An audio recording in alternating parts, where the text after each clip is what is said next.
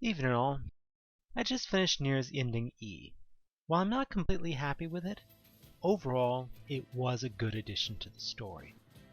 Certain parts were great, like getting hard information about what happened to the Shades after Nier's story ended. Others I'm not so happy with. The short version is that this is an epilogue. After getting ending D, and Nier sacrificing his existence, and you sacrificing your save file to save Kaine, you play as Kaine 3 years later. Under the Tree of Memory in the Forest of Myth, there's a magic tech facility shaped like a tree. There, Kaine encounters the administrators, a boy and a girl who look like a miniature 2B and 9S. They challenged Kaine to a fight as a test of her abilities, while making some comments canonizing some of the facts we knew about how the last of humanity is dying out without the Shadow Lord to stabilize them. Emil then shows up with a new body to help, and they end up running through what appears to be the astral plane. It's very similar to Adam's world from Automata, and Kaine ends up accessing the memory storage by slashing it repeatedly, because, well, that's all Kaine ever does. The references to Automata become much more explicit, as Kaine somehow ends up in the hacking space with the Automata interface. The administrators then attack her with shades, saying that they are her memories. First Mooks, then Khalil, then Gretel, and finally Hook again. The memory of Hook defeats Kaine no matter how well you play, sending her into an illusory world, until she is rescued by Grimoire Weiss. Kaine and Weiss defeat Hook, with their power destroying the Administrator, and together they access the memories of Nier, who had been erased not just from existence, but from the memory of existence. In one of her signature profanity-laden rants, Kaine demands that Nier return. This results in your grimoire menu being dramatically restored, and a gigantic lunar-tear flower rises, covering the mountains, and on one of its stamens is Kaine, holding Nier. Narration occurs about how everything was meaningless, but at least we have each other. Fade to black. Now, I do love the official confirmation of what happened. I mentioned the Nier series a lot in my Finish the Story video, because there was just so much data that was outside the game. The setup is also pretty good. However, the conclusion is just confusing. The hack space existed in the first game because everyone was a robot, and so the Matrix-style digital world made complete sense. However, Kaine is a full human at this point. Is this just a representation? Is it an illusion made by the administrators? Or is she physically present in the magic tech computer? It would seem to be the latter, because she's able to affect the world. There is also the fact we have no idea how Nier's sacrifice worked, or how this could reverse it. It's just the magical power of Weiss and Kaine's love combined to restore Nier. This raises more questions than answers, but I think that's for the best. We don't need an explanation. This is an epilogue, not a sequel, and keeping it mysterious is better than the alternative. And finally, we can literally say a wizard did it.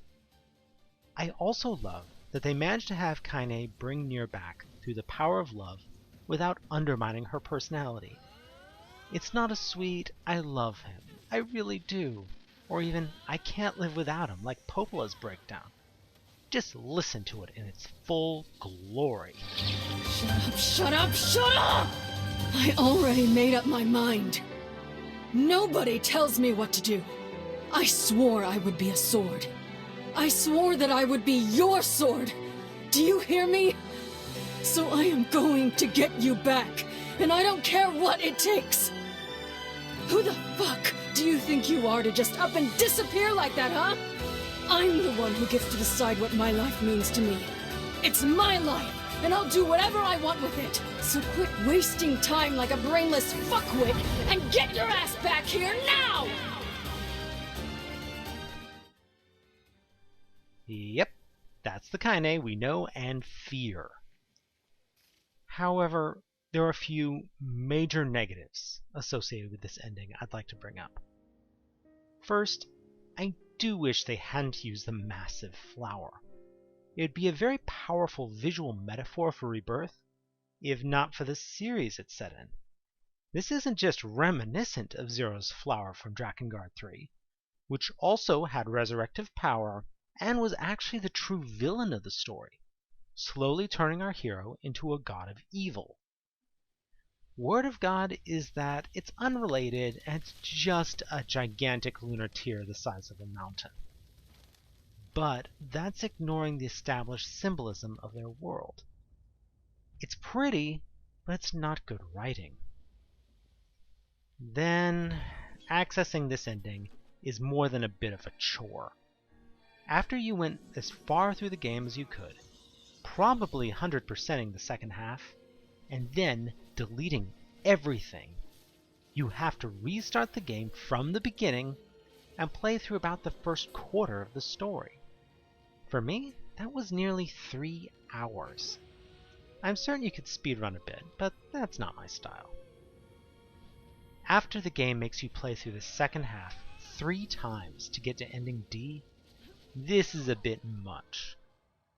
On the other hand, it was impressive.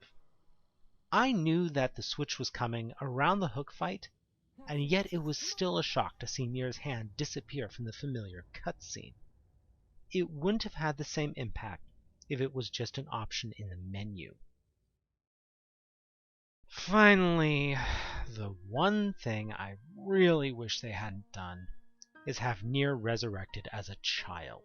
Someone on this writing team has a phobophilia for young boys, and I really wish they would stop it. The romance between 2B and 9S is one thing, because they're androids and their bodies don't age. They were just built that way. However, Nier is a real human being resurrected with the power of love. Officially, young Nier is 16, but he looks 13 at most. Either way, the ending has a naked child being cradled by a 20-year-old woman in a teensy shift with an explicit love story between them.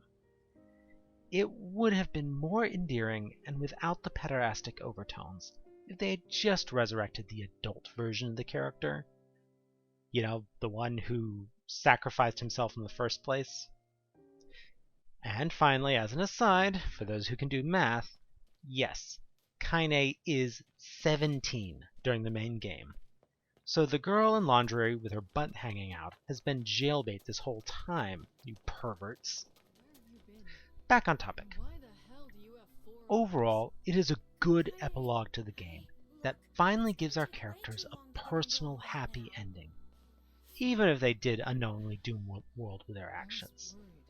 This is a Greek tragedy. Their struggles were meaningless, and they couldn't save the world, or even themselves. However, this doesn't mean these characters shouldn't have a chance at happiness. And, unlike most twist-happy endings, this doesn't undermine any part of the prior story. And so I think it's a very good addition in the remake. So I'd like your thoughts. Did you go all the way to the end, delete your file, then restart? Did you cheat and go view it on YouTube? And either way, did you like it, hate it, or are in the middle on it? Thanks for listening, y'all. I feel an enormous magical power ahead. Just don't do anything rash. Got it?